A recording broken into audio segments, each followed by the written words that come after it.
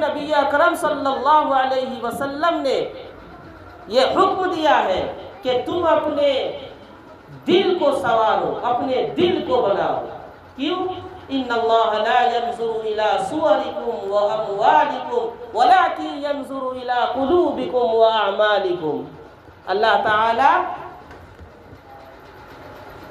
تمہاری شکل و صورت کو نہیں دیکھتا، اللہ تعالی تمہارے مال و دولت کو نہیں دیکھتا کہ تم کتنے مالدار ہو۔ اللہ کیا دیکھتا ہے؟ اللہ تمہارا دل دیکھتا ہے۔ کیا دیکھتا ہے؟ اللہ تمہارا دل دیکھتا ہے اور تمہارے اعمال دیکھتے ہیں کہ تمہارے کرتوت کیسے ہیں، اچھے ہیں یا برے ہیں۔ تو اللہ کے نزدیک جس چیز کا سکہ چلتا ہے وہ کیا ہے؟ دل ہے، کہ جس انسان کا باطن خوبصورت ہوگا اور اپنے دل کو ایمان سے، نمازوں سے، تلاوت سے، تقوی اور پرہیزگاری سے منور کیا ہوگا، مزین کیا ہوگا، اسی انسان کا دل قیامت کے دن کام آئے گا۔ اور جس انسان کے دل کے اندر سیاہی ہوگی، دل کے اندر ظلمت اور تاریکی ہوگی، ایسا انسان ناکام ہو جائے گا۔ قرآن کریم میں ایک جگہ نہیں، متعدد جگہ پر آیا ہے کہ اللہ تعالیٰ انسان کے دل کو دیکھتا ہے اور اس کے اعمال کو دیکھتا ہے۔ اور میرے بھائیوں، جب یہ بات واضح ہو گئی کہ قیامت کے دن فیصلہ اعمال کے اوپر ہوگا اور دل کے اوپر ہوگا، تو ظاہر میں آپ چاہے کتنے ہی بدصورت کیوں نہ ہو، یا ظاہر میں آپ کتنے ہی خوبصورت کیوں نہ ہو، اس سے کوئی لینا دینا نہیں، اس سے کوئی فرق نہیں پڑتا۔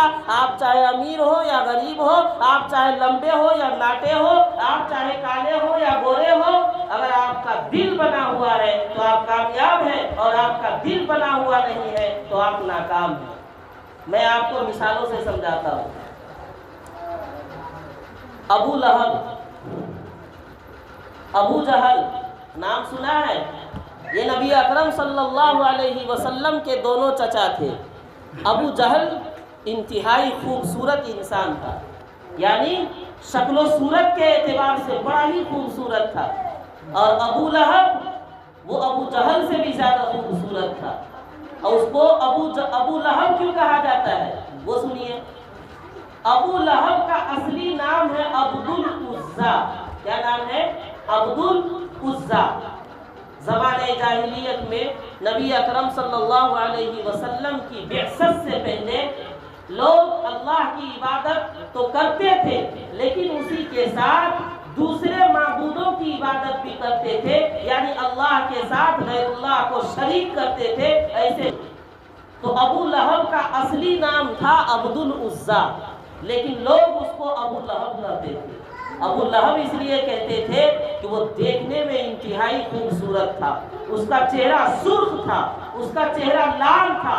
ابو لہب جب غصہ ہوتا تھا تو چہرے کے اوپر خون کی ڈوریاں نظر آتی تھی۔ تو ابو لہب کو ابو لہب اس لیے کہا جاتا تھا کہ جب وہ غصہ ہوتا تھا تو غصے کی وجہ سے اس کا چہرہ سرخ ہو جایا کرتا تھا۔ تو یہ ابو لہب دیکھیے، دیکھنے میں کتنا خوبصورت انسان ہے، لیکن اس کا دل اس قدر سیاہ تھا کہ اس نے نبی اکرم صلی اللہ علیہ وسلم کو اتنا ستایا کہ قرآن کریم نے بھی ابو لہب کو بد دعا دی۔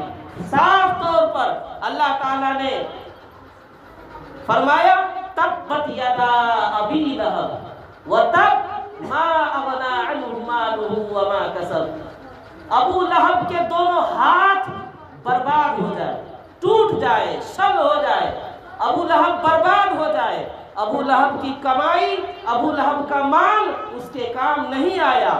اور قرآن کہتا ہے سَيَصْلَىٰ نَارًا ذَاتَ لَهَبٍ، عن قریب وہ دہکتی ہوئی آگ کے اندر داخل ہوگا۔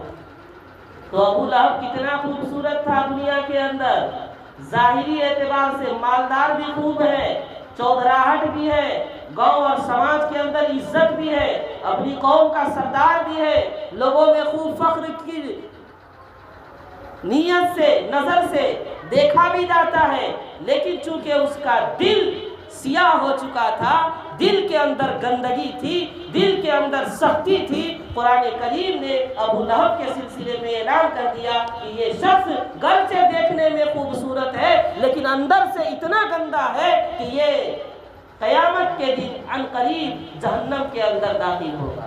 اور دوسری طرف آئیے، حضرت بلال حبشی کو دیکھیے، کالے کلوٹے ہیں، دیکھنے میں بہت خوبصورت بھی نہیں ہے، لیکن نبی اکرم صلی اللہ علیہ وسلم کی خدمت میں آ کر انہوں نے اپنے دل کو بچھا دیا اور اپنے باطن کو سنوارا، تو اللہ نے یہ مقام عطا فرمایا کہ نبی اکرم صلی اللہ علیہ وسلم نماز پڑھتے ہیں، اور نماز پڑھنے کے بعد، فجر کی نماز پڑھنے کے بعد لوگوں کی طرف متوجہ ہو کر کہتے ہیں بلال کہاں ہے؟ حضرت بلال ڈرتے ڈرتے جواب دیتے ہیں حضور میں یہاں ہوں۔ آپ فرماتے ہیں ادھر آؤ۔ اے بلال یہ بتاؤ کہ اسلام قبول کرنے کے بعد، مسلمان ہونے کے بعد تم نے کون سا ایسا کام کیا ہے کہ میں نے تمہاری قدموں کی آہٹ کو جنت کے اندر سنا ہے، تمہاری چلنے کی آواز میں نے جنت میں سنی ہے۔ نبی اکرم صلی اللہ علیہ وسلم نے حضرت بلال سے جب یہ پوچھا تو حضرت بلال کہتے ہیں یا رسول اللہ میں نے کوئی ایسا کام نہیں کیا ہے، البتہ ایک کام ضرور کیا ہے، وہ کام یہ ہے کہ جب سے میں مسلمان ہوا ہوں اور آپ نے اذان دینے کی ذمہ داری میرے حوالے کی ہے، میں جب کبھی اذان دیتا ہوں تو اذان دینے سے پہلے ایک مرتبہ وضو کرتا ہوں، کم سے کم 2 رکعت یا جتنا ہو سکے نفل پڑھتا ہوں، اور اس کے بعد جا کر کے اذان دیتا ہوں۔ اللہ نے میرے اسی عمل کو قبول کیا ہے کہ آپ یہ خوشخبری سنا رہے ہیں۔ بعض علماء نے لکھا ہے کہ یہ واقعہ نبی اکرم صلی اللہ علیہ وسلم نے خواب میں دیکھا تھا، اور بعض علماء نے لکھا ہے کہ نہیں، نبی اکرم صلی اللہ علیہ وسلم جب معراج پر گئے تھے تو آپ نے جنت کے اندر کسی کے چلنے کی آہٹ کو سنا، تو حضرت جبریل سے پوچھتے ہیں یہ میرے آگے کون چل رہا ہے؟ حضرت جبریل علیہ السلام کہتے ہیں یا رسول اللہ یہ آپ کے بلال کے چلنے کی آواز ہے، اللہ رب العزت نے ان کو یہ شرف اور یہ مقام، یہ ولایت دنیا کے اندر عطا کر دیا ہے۔ تو دیکھیے حضرت بلال حبشی دیکھنے میں انتہائی کالے کلوٹے ہیں، بہت خوبصورت نہیں ہے، مالدار نہیں ہے، زندگی بھر انہوں نے غلامی کی، ان کے باپ بھی غلام، ان کے ماں بھی غلام، خود بھی غلام، اور کیسے کیسے مسائل اور پریشانیوں کو، تکلیفوں کو انہوں نے جھیلا۔ کبھی موقع ملا تو تفصیل کے ساتھ سناؤں گا حضرت بلال حبشی کی زندگی کو اور ان کے سوانحی خاکے کو آپ کے سامنے پیش کروں گا۔ میں یہاں صرف اتنا بیان کرنا چاہتا ہوں، حضرت بلال حبشی باوجود یہ کہ بہت خوبصورت نہیں تھے، بہت مالدار نہیں تھے، علاقے میں بہت عزت نہیں تھی، لیکن انہوں نے اپنے دل کو بنایا تھا تو اللہ نے یہ مقام ان کو عطا کیا۔ اور دوسری طرف ابو لہب کو دیکھیے، ابو جہل کو دیکھیے، اور دوسرے کفار کو دیکھیے کہ شان و شوکت بھی ہے، دل ڈال بھی ہے، عزت بھی ہے، ہر چیز ہے، لیکن ان کا دل نہیں بنا ہوا ہے، تو اللہ تعالیٰ نے ان کے نام کو مٹا دیا۔